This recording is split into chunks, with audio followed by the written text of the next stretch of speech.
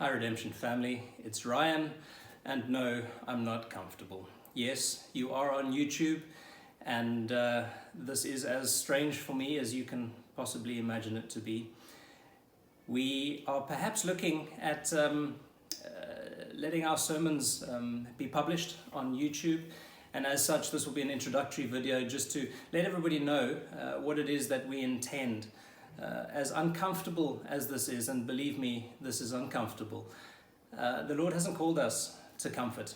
He's called us to obedience. And in many ways, I have been kicking and screaming against doing anything which is outside of my kitchen. And as you've come to know, we've been doing church essentially in the kitchen, from my kitchen to yours. And I believe that it's good that way. I believe that the Lord has blessed that. And I pray that if this new season is something which perhaps we will continue in, then the Lord will bless this as well. It's still my house, and yes, we've got a little bit of a table and some decoration. We're called to adorn the gospel, and certainly I'm not going to do that, and therefore we've got a couple of pieces around me. But really the idea around publishing our sermons, perhaps even on YouTube, is this: that the Lord has called us to do big things. And I've so pondered this verse in John chapter 14, as I'm sure all of you have, which says, "Most assuredly I say to you, he who believes in me, the works that I do, he will do also." This is Jesus speaking, and he's speaking primarily to his disciples. "And greater works than these he will do, because I go to my Father, and whatever you ask in my name, that I will do, that the Father may be glorified in the Son. If you ask anything in my name, I will do it." Now plainly he is talking to his disciples, and so this isn't a name it and claim it prosperity gospel. But as we ponder greater works than Christ, I have to look at my own life and say, I don't think I've gotten there. And I'm sure that many of us are in the same bucket. But I did ponder this, that Christ, whilst on earth, would preach to one place at one time. And during this very difficult and unprecedented time in our lives where we're locked down in our houses, the world is open to a gospel, and a gospel which is going to come into their houses.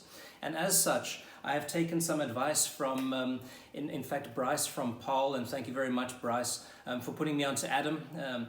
Adam is their production guy. And when I say production guy, it's not an over-the-top ostentatious. You must believe me when I tell you there's no lights on in the house. Adam and I walked around this house over the WhatsApp technology and chose a place which would have good natural lighting, which would be comfortable and reasonable.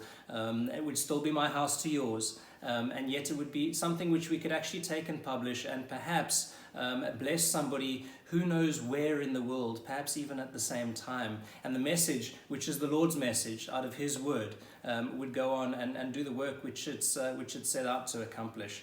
So just in case anybody thinks that this will now be the medium moving forward, how we intend to do Sunday services is still on the Zoom platform, so everybody will still receive the Zoom link. You will still be able to attend the service live, and I think that is a place of real blessing. We'll worship the Lord, we'll look into his word together and pray that he moves amongst us as he does. And yet we will also continue on with the voice recordings.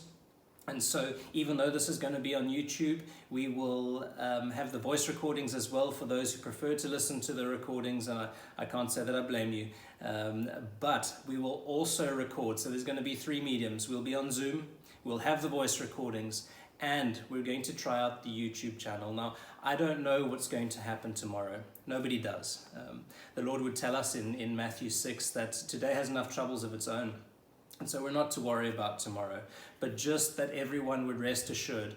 We're not looking to do anything other than allow the Lord's word to go out and achieve the purposes which it's set out to do. I don't know what church is going to look like in a month, in 3 months, in 6 months' time. I'm not sure if we will continue on with the YouTube things, and perhaps not. We're just not sure about any of these things, but for now, it seems good, and we're going to try it. And I pray that the Lord would use our obedience to him, even in this difficult time and in the discomfort, even of something as strange as setting up a platform like this. And so we do have a YouTube channel. All of the normal YouTube things will be available for you to do. And I'm not going to go and suggest that you do any of those things. I'll leave that absolutely and completely up to you. We'll decide when things change or normalize, if we're to keep the channel going or if we're to shut it down. But that's a decision perhaps for tomorrow. I was encouraged by Julian, Jason and myself had been chatting about these things, and Julian brought up 1 Corinthians chapter 9, where we're to become all things to all people, that ultimately some may be saved.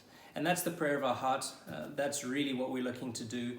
And I pray that you would pray into this along with us, that perhaps even our small church, our beautiful Redemption Church, and the wonderful thing that we've got going as the Redemption family, perhaps would invite more to join in, even if it's tomorrow, the day after, or whenever it might be, that somebody happens to see the video, that the Lord would complete the work that He started in the lives of those He's reaching through His word. In every way, I pray that we would decrease and that He would increase. And so none of this is for man's glory in any way, shape or form.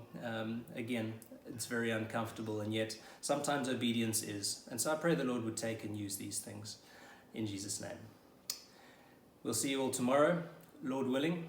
And excited to see perhaps what the Lord is going to do with this new platform.